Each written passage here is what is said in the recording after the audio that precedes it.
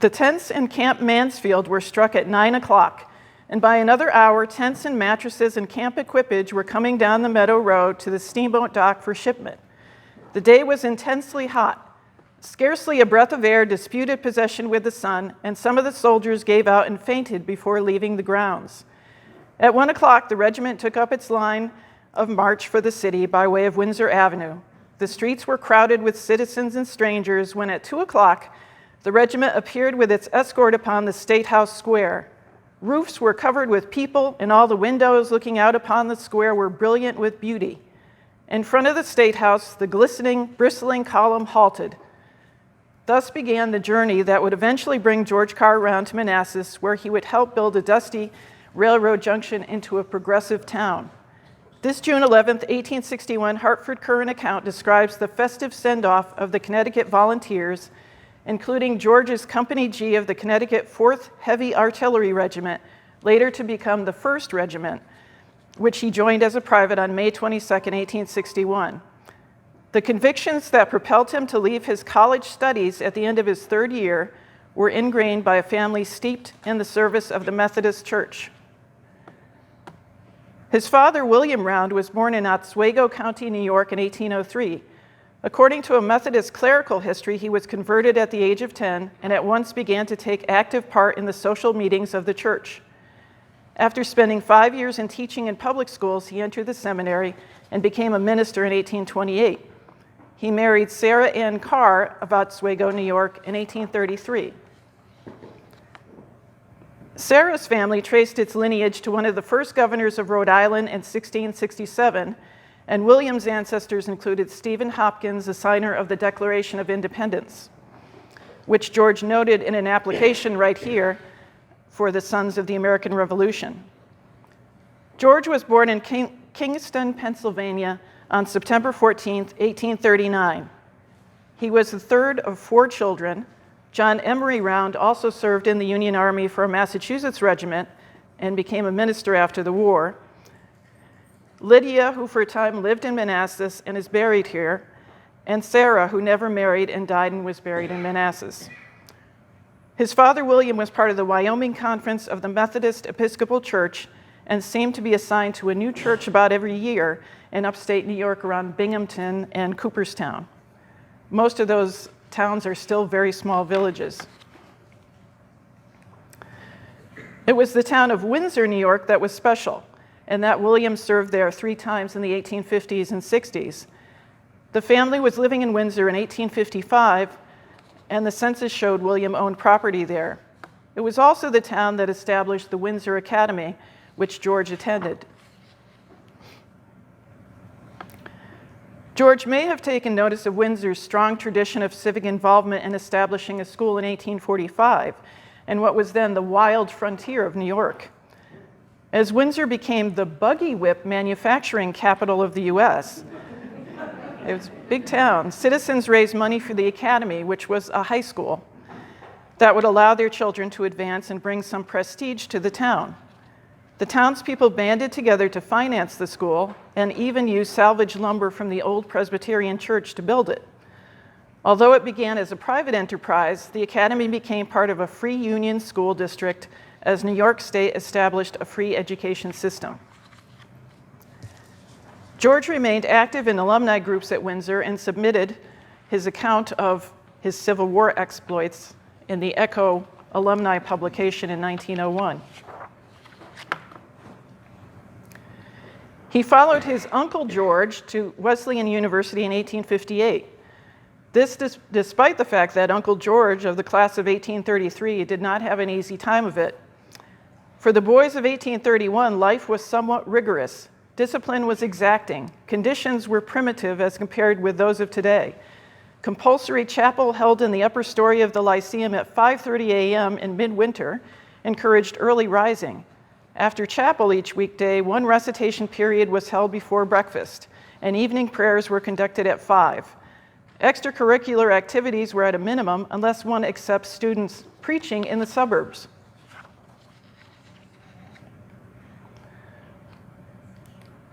Although by the 1850s, Middletown, Connecticut, where Wesleyan is located, had a strong abolitionist movement, and several Middletown citizens, both white and black, served as Underground Railroad conductors, sheltering slaves who were fleeing the South. In the 1830s, it was also home to anti-abolitionist riots and members of the Colonization Society, which advocated the voluntary immigration of blacks to Africa. George found a rural campus surrounded by farms. It wasn't until the 1870s that Wesleyan really built up its campus. At age 18, he enrolled as a regular student and was one of 26 class members. And here's the handwritten roll from Wesleyan. The Rounds were not as wealthy as many of George's classmates were, and we can imagine he had to be frugal and account for his money, as this particular student who made this list did in 1866. His account book included expenses for matches, a shoe brush, a collection for the poor, soap, and an umbrella. George was the treasurer of the Pythologian Society, a literary group on campus that had its own library and lectured and debated on literary topics. He resolved that the form of government of the United States is better adapted to the wants of a civilized people than that of England. Intellectual rigor was demanded of all the students as they studied classics and literature, Latin and Greek, moral philosophy, natural sciences, and mathematical problems, and attended chapel. The goal was for students to learn how to think and reason in the great classical tradition. One student recalled one popular professor's classroom as an intellectual gymnasium where on the bars of logic and metaphysics, he trained the muscles of the mind. He was also a member of Alpha Delta Phi, a literary society still in existence. George was on the organizing committee of the junior class exercises in February of 1861. Students gave speeches on subjects such as the judiciary, diplomacy, culture, civilization, moral culture, and the Union. It must be preserved. It must have been the top students who gave their orations in Latin and Greek. George, of course, gave his in Greek, so I can't tell you what it said.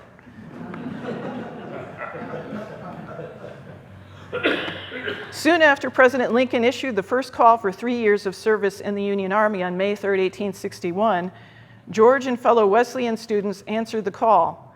At a gathering in the college chapel, a paper was passed where about 40 students signed their names to form a company. Major Samuel Hatfield of the 1st Connecticut described the scene in a scrapbook in Wesleyan's collection.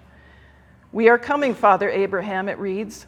He said the 4th Connecticut Infantry was the first regiment in the U.S. to be mustered in under that call on May 22, 1861. The designation was changed to the 1st Connecticut Artillery in 1862, and they mustered out on September 25, 1865. At first, the recruits drilled on the campus. Elijah Gibbons, a first lieutenant in the state militia, was charged with recruiting and training Company G of the 4th Connecticut, known as the Wesleyan Guard. He was a well-known abolitionist, especially after his Baptist church almost expelled him for he rang the bells to mark the execution of John Brown.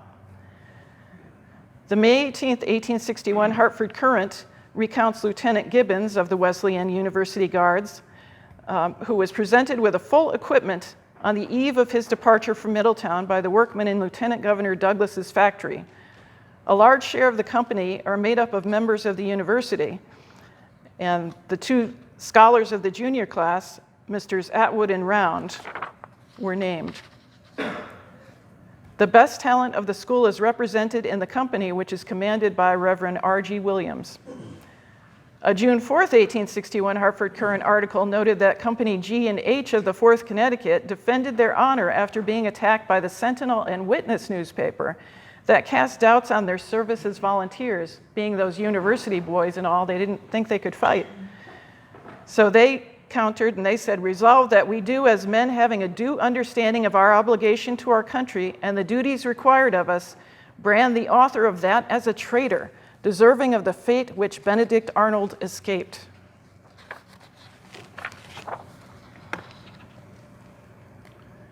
George joined 133 classmates who served in the Union Army, and a small number served in the Confederate Army. 32% of their students served in the war, a large number compared to other colleges like Yale. Student enrollment, of course, dropped from 150 to 112. As was the practice of many young men going off to war, they had their pictures taken by a photographer in Middletown.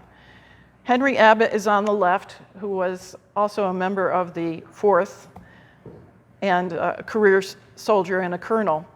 And George is on the right. And this is actually an image from Wesleyan's special collection. It's now all over the internet. I lent it to a family member, a distant relative, and they splashed it all over. So it is from the special collection, though. The June 10th, 1861 Hartford Courant recounts the thanks 4th Regiment officers expressed for pistols, horses, pin cushions, and a library of 150 books given to them by friends, and especially the ladies of Hartford, as they packed up to leave for the war. Thousands attended a dress parade, including hundreds of ladies, and those in camp held a religious service. Hatfield's Wesleyan scrapbook includes a photograph of the 1st Connecticut's mortar on its way from a factory in Bridgeport, Connecticut to Hartford before their departure. On that June 11, 1861 departure ceremony at the Old State House in Hartford, the Hartford Courant recounted Lieutenant Governor Benjamin Douglas's speech to the 4th Connecticut and throngs of onlookers. The sons of Connecticut have never faltered or been laggard when duty called them to arms. Sons of Connecticut, you are going forth to the fields of conflict and carnage, bearing the honor of your native state. You are going forth upheld by the prayers and sympathies of a devoted, patriotic people. 15,000 to 20,000 people witnessed the send-off, occupying windows and ships' masts with flags fluttering and ladies' handkerchiefs waving as the troops boarded boats on the Connecticut River. A salute was fired from Colt's Armory as they steamed away, and the Courant concluded, "They left in good spirits for the fight, even though some of them will not return. They knew the risk, they took their lives in their hand and offered the sacrifice to their country. Hurrah for the heroes of the 4th. They landed at Fort Richardson in Arlington, serving in the defenses of Washington, D.C. until April of 1862. They were ordered to the peninsula for the siege of Yorktown.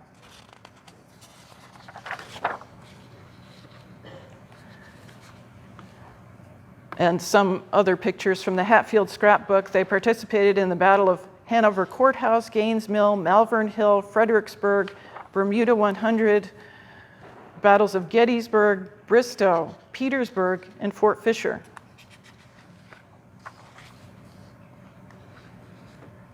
Then Corporal Round was promoted to 2nd lieutenant and commissioned an officer in the regular Army Signal Corps. The official Army records say he joined the Signal Corps in 1863, but his letters say that he was examined in 1863 and doesn't appear to leave the 1st Connecticut until 1864. At left, he's pictured in his artillery uniform, and at right in his signal officer's coat. Many of George's Civil War letters home to his parents were preserved. Like many letters of the day, they did not contain battlefield descriptions, but instead focused on weather, camp life, drilling with signal flags, and places he had been. He also asked his father to help him pay bills for insurance and his Signal Corps uniform, and wrote about investing his money in bonds. One October 1864 letter home to his mother describes the family he was staying with in Washington. As former slave owners, the wife was still bitter about setting their slaves free, while the husband seemed to take it good-naturedly. Both had many friends in the Southern Army, though they called themselves Union supporters. In February of 1865, he recounted visiting the House of Representatives, where he heard Abraham Lincoln declared the elected president. While on march in North Carolina in 1865, Round noted the assistance of darkies in giving the Army seized Confederate horses and mules. He also noted his brother Emory, who was now a minister, had given up his church in New Bern, perhaps because of war tensions. George wrote, "I have little faith in any effort for reuniting the two branches of the church. The differences are so radical, and I don't believe either church will give up their position. I am afraid the South will now have to be intellectually, morally, and religiously subjugated as they have been physically. Very few people in the South comprehend the idea that the South must be completely reformed. On April 13, 1865, Round experienced his most significant military achievement while serving as a signal officer for General Sherman. He sent the last signal message of the war from the Capitol Dome in Raleigh, North Carolina. George climbed a lightning rod cable and reached the roof after sunset. He scaled the building's cast iron crow and leaped upon what he thought was a solid ceiling, but was instead a glass skylight 98 feet above the rotunda's floor. His fall was broken by a wire mesh netting over the skylight, and on the next morning, the signal station began operating. On October 26, Round received word that Confederate General Joe Johnston's army had surrendered to General Sherman and sent a message by signal rockets to Union troops camped around Raleigh. George was nearly killed again with the misfiring of a rocket. The message he sent was, "Peace on earth, goodwill to men." And this image was from 1900 when he revisited the Capitol Dome and had a talk about his service there. After mustering out on August 12, 1865, George returned to Wesleyan to complete his degree. His class orations included "Northern Immigrants Are the Best Reconstructionists," "The Divine Hand in National Destiny," and "Civilization in America." There were 16 in his class. George was the only one from the class of 62 to graduate in 66, and he graduated with a Phi Beta Kappa key. After the war, the Army and Navy veterans of Wesleyan formed and promoted raised funds for the new chapel that was a memorial to those who had died in the war. This flag fragment, the little piece of red fabric you see, was presented by George to Addison McKee, who was a guard post leader in Middletown, Connecticut, and is on display at the Wesleyan Library. George wrote about it. "This piece of bunting is presented to my schoolmate for the cabinet of Mansfield Post. It was part of General Sherman's headquarters flag, the first U.S. flag which waved over the capitals of Georgia, South Carolina, and North Carolina after secession. I was signal officer on the dome of the Capitol at Raleigh during its occupancy by Sherman's army. I saw the flag raised by a captain from Army headquarters on the capital of North Carolina, and the captain informed me at the time concerning its previous history. The flag was very large, and when at rest, touched the roof of the building. During a storm, some pieces of it were torn off, which I preserved. This fragment is from one of said pieces, and he presented it in 1894. I don't know if a storm could really have ripped the pieces, but we'll take his word for it. After Wesleyan, George attended Columbia Law School. And in 1870, classes ran from October through May. The entire course could be completed in 2 terms, or about 20 months. And an ad for the school says, "Graduates are admitted to the bar without further examination." He spent about a year working for a New York firm after graduation. And here he is in Manassas. The story goes, there are a couple of legends about why he came here, that either he was off to visit cousins in Raleigh, North Carolina, when he was on the train passing through Manassas, or he was about to begin his law career in North Carolina when the train passed through Manassas in 1868 and he got off. And we're glad he did. Stories were also circulating about him seeing his future wife, Emily, when he got off the train, but she would have been only about 9 years old, so that's probably not true. We don't want to believe that of George. The Manassas he would have found wouldn't have been more than a cluster of a few buildings and a desolate landscape. Within a few years, he would have seen tremendous growth, including this scene of 4 hotels along the tracks along Main Street. He quickly established a law and real estate office on New Year's Day, 1869, and took an immediate interest in building up what was hardly a town after the devastation of the Civil War. Here, George was involved with the sale of battlefield land in Yorkshire that had belonged to Wilmer McLean. George was involved in many other important land deals, both buying up land and selling it, including the sale of Blackburn Ford land in 1895, which included some of the Bull Run battlefield. And later on in the 19-teens, he and his wife Emily sold much of that land or gave it to their children.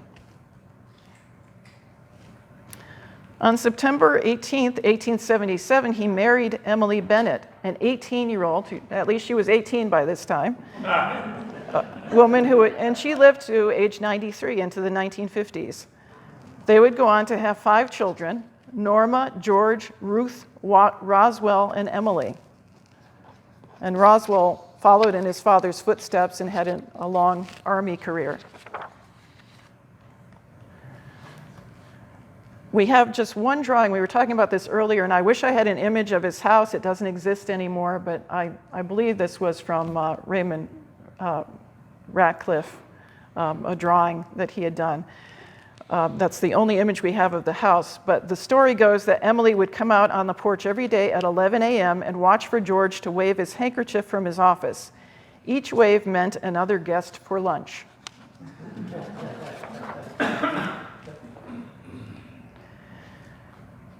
If there was ever evidence of George becoming rooted to the area, it was his purchase of Bel Air.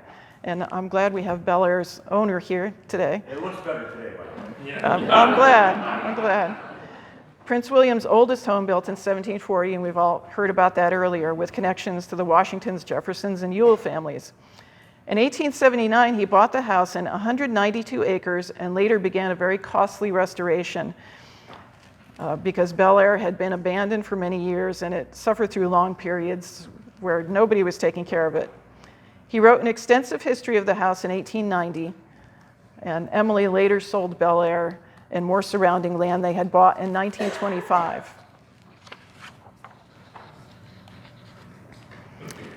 Given George's liberal arts-focused education at Windsor Academy and Wesleyan, it was no surprise that he saw education as a route to reconciliation of the North and South. He no doubt was probably concerned that the state legislature of the time did not make education a priority. Racial tensions were also at work. Funding for schools came primarily from property taxes, and whites did not want to contribute more to a system that created African American schools. The Democratic Redeemer Party in control did not support universal education or mandatory attendance, and kept property taxes low so schools would not have much financial support. So the leaflet on the right from the Readjuster Party aimed to rally support for public schools. Soon after arriving here, he supported Freedmen's Bureau efforts to open schools, and in 1869, the Brown School for African Americans opened in a home on Liberty Street on the left, until it was eventually expanded and moved across Prince William Street. George worked to open the first white public school in Virginia, the Ruffner School, in 1869. Ruffner was named for William Ruffner, Virginia's first public school superintendent. In 1899, George had secured funding from Andrew Carnegie to add a library to Ruffner School, you can see it on the right, which was the town's first library. Soon, George was made district superintendent of the county's public schools and would spend 40 years as clerk of the school board and a longtime president of the State School Trustees Association. He also supported the efforts of Fanny and Eugenia Osborne, and Osborne High School is named after them, who had established the K-12 Manassas Institute for White Students. The school began in the Baldwin House, where the museum is located on the left, and then moved right around the corner to a home on Grant Avenue, right down the street here, on land donated by George, who was a trustee of the school. Although the Ruffner School offered some high school courses, a new Manassas High School was needed to serve a growing number of students. The Osborne sisters were persuaded by George to make their institute public. Manassas established its own school district in 1900, and the Manassas Agricultural High School opened in 1909 to serve the surrounding rural area. But despite its name, the Agricultural School, now known as the Bennett School, which is right down the street, only served elementary students. George helped the overcrowded Ruffner become a secondary school in 1907. And a side note on the Agricultural School, or Bennett School, during construction, workers discovered the graves of unknown Civil War soldiers. George and the superintendent decided to erect the school over the burials as a monument to the fallen.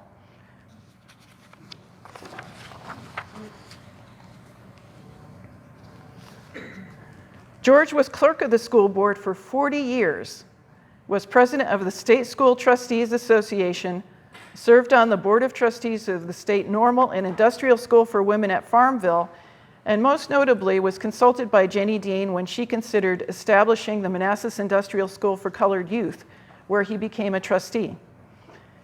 In an 1891 graduation address at the Manassas Institute, George summed up the importance of education in his life. This handwritten speech in the museum's collection says, "It is, I believe, customary to present diplomas with a Latin speech. It would be indeed pleasant at the present time if I could clothe my dearth of ideas in an unknown tongue. But at present I can think of but one word of Latin which is in any way appropriate to the occasion. That is the word you are taught to pronounce gratis, and which, if I remember all right, means a step. To graduate, then, must mean to take a step. This, then, is the first step in your intellectual journey. Hitherto you have been creeping among the sources of knowledge. Now the authorities of the Manassas Institute pronounce you fitted to take this one step in advance. If you never take another step, if this is the acme and summit of your ambition, it will be of little account to you that you possess this parchment. If, however, this is the first of a long series of steps onward and upward, then this may prove an important era in your life. As you take one step after another, you will become accustomed to a firmer and more rapid pace. You will even run over fields of knowledge now utterly strange to you.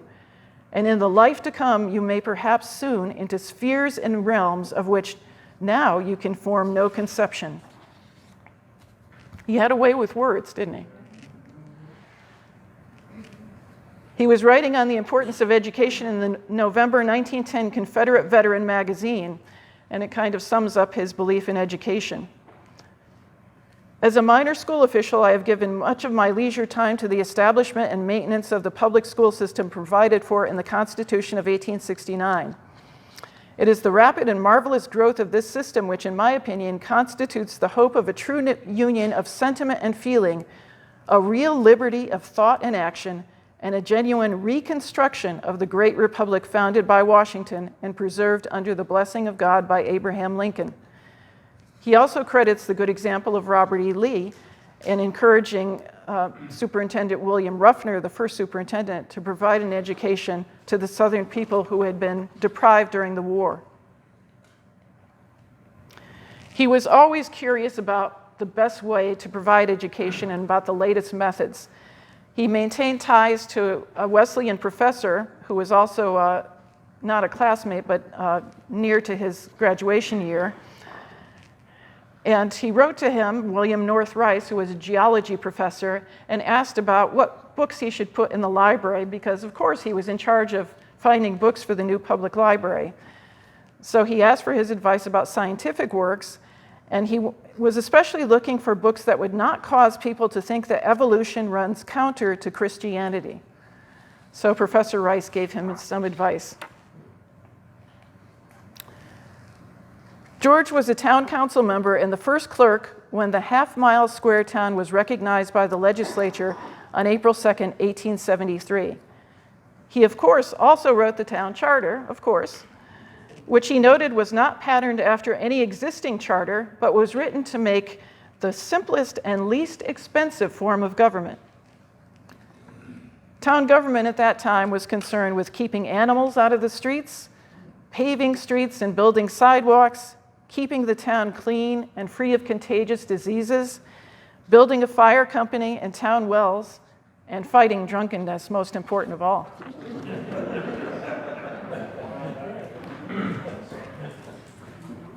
There were some controversies in town. It wasn't all peaceful. In 1876, George was involved in a dispute with Mayor Daniel Whiting, who seemed to be regarded as a tyrant by many in town, and was also accused of drunkenness. Whiting was editor of the Manassas Gazette, and he traveled secretly to Richmond to testify against temperance petitions that were sent there by Manassas townspeople, including Emily, George's wife, who was a great temperance supporter.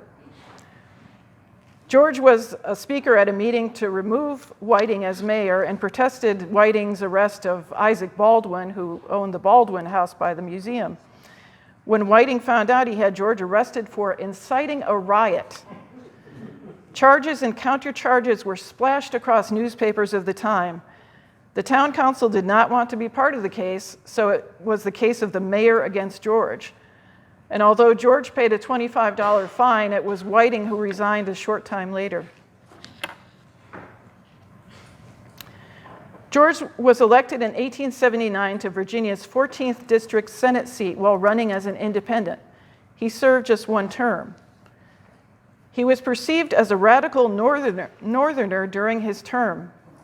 In 1874, the Petersburg News spouted falsehoods because of his opposition to a Petersburg town charter change, which would disenfranchise African American voters. The article claimed he first saw the light of heaven in New York. He came to Virginia as an agent of the Freedmen's Bureau, which really wasn't true. They have now the satisfaction of knowing that their representative is a civil rights man and a radical of the deepest dye. Round disputed all the falsehoods in a speech on the floor and added, "Though I was elected as an independent, I am a civil rights man and a radical. I will simply say on this subject that I do most emphatically endorse the second plank of the last conservative platform, guaranteeing equal civil and political rights to all citizens of the state, native and adopted, white and colored." He was not afraid to fight with William Mahone, who was a U.S. Senator and later leading voice of the Readjuster Party, who claimed biracial support to reduce the debt of the state after the Civil War and restore social services. In reality, Mahone was a former slave owner who may have presided over the massacre of black troops at the Crater. His only real allegiance was to advancing his ambitions. After losing his Senate seat, he headed Virginia's nominating committees and lost a race for governor. But he also had a formidable opponent in George. George saw Mahone for what he was, claiming in an 1889 letter to African American Republicans that Mahone was busy concocting tissue ballots by which he proposed to take away from you the franchises of freedom. And he was angry about Mahone's lack of support for public schools, writing, "Mahone and his friend Walker were speculating in Virginia bonds and supporting a policy to break down your public schools."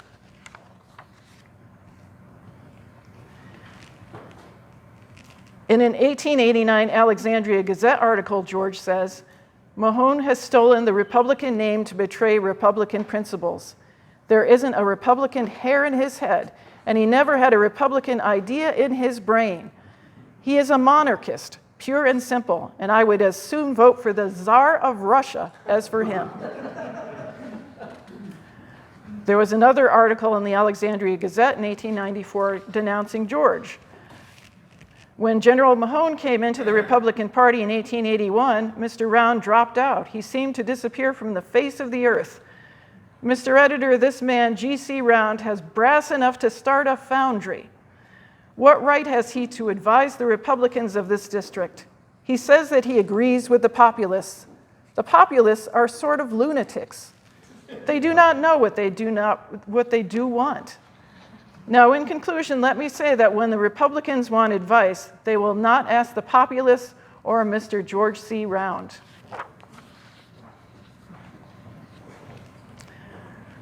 On its third referendum before the voters in 1892, and after failing in 1878 and 1886, the people of the county voted to move this courthouse to Manassas from Brentsville. As you can imagine, George was the town's biggest cheerleader and understood what the move would mean for Manassas.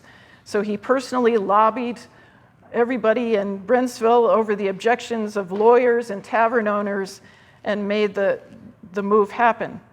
He arranged for the sale of $3,000 of bonds to finance its construction. And most importantly, he and Emily donated the land that the courthouse sits on, where we are today. And the courthouse did indeed spur the growth that George predicted in Manassas. In his 1899 description of the town, George wrote, "There is one peculiarity about the population of Manassas. It is especially cosmopolitan.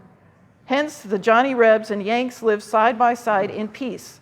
The two newest and widest avenues opened at the time of the building of the new courthouse are called Grant and Lee, said to be named by George. He was also a great tree planter and encouraged the planting of 500 maple trees along Grant Avenue and some of the downtown streets.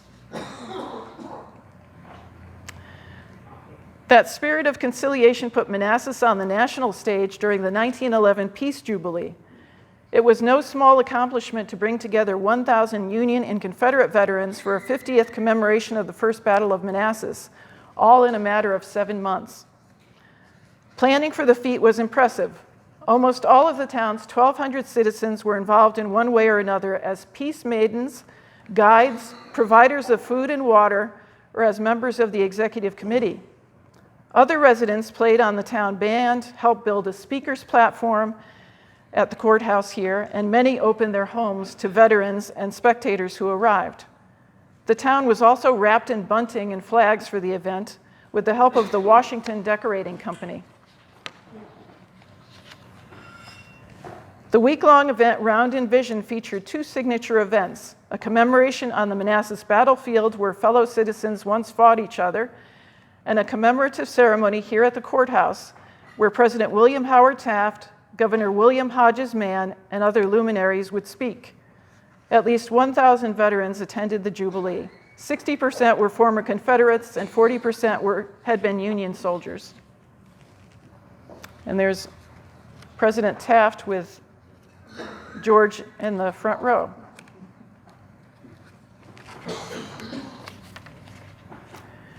George had in fact organized or attended numerous other Grand Army of the Republic reunions across the country. In 1900, you saw that image where he climbed the dome of the Capitol for another talk and reunion. In 1902, Confederate veterans joined Union veterans for a reunion in Manassas. The October 10, 1902 Richmond Dispatch noted, as soon as they debarked, the old soldiers formed in line and marched to the courthouse, where a beautiful avenue was dedicated and opened by them. It is to be known as Grant Avenue. George had a hand in ensuring the intersecting downtown streets had both Confederate and Union names. He also led a battlefield trip for Signal Corps veterans meeting in Washington in 1902.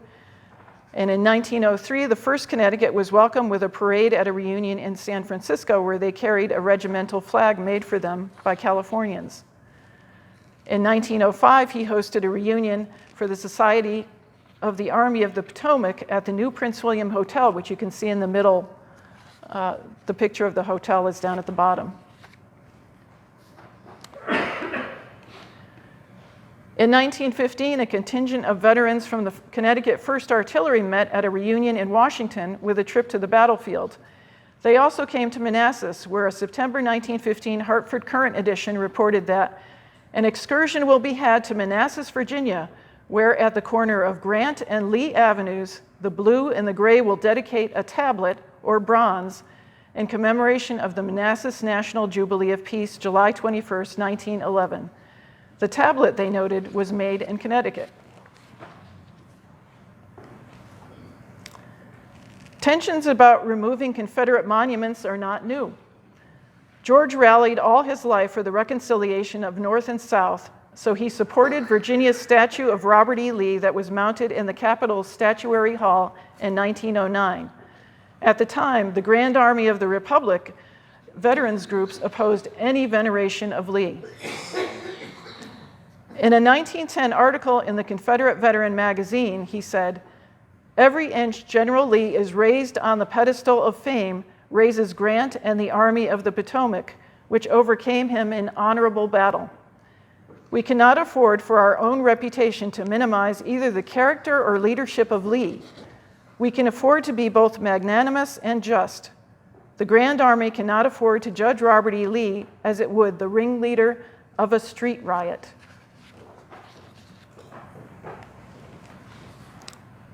George spent decades fighting for the creation of the Manassas National Battlefield, but never lived to see it created in 1940. He first appeared before Congress in 1902 and did have to answer questions about his conflict of interest as he represented heirs of the Dogan family that owned about 145 acres of land on the battlefield. George gathered a diverse group of supporters to testify before Congress, but the cost of buying land and building access roads remained a sticking point. Through the years, he continued to lobby, and the year before he died, he published the pamphlet on the right, which is entitled, "Is the United States Too Poor to Own Its Own Monuments?" The November 8, 1918 Manassas Journal obituary for George was entitled, "A Prince and a Great Man Fallen." They made note of his funeral at Trinity Episcopal Church, where he had become active in his later years and where Emily had been a lifelong member. He kept close ties with his Methodist friends and weighed in on organizational matters within the church throughout his life.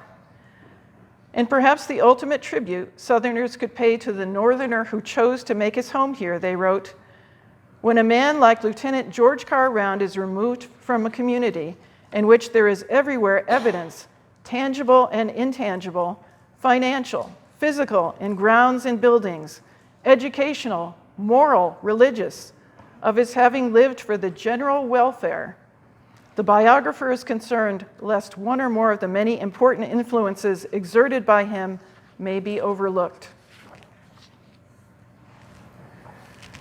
And we'll give George the last word. As a state senator in a speech on the floor of the Senate, George summed up the reasoning behind his fiery beliefs and the guiding principle of his life in Manassas.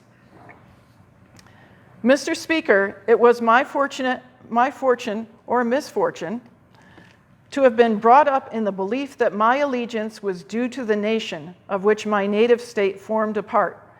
Under that belief, I enlisted and fought from the beginning of the recent war to its ending in the armies of the Union.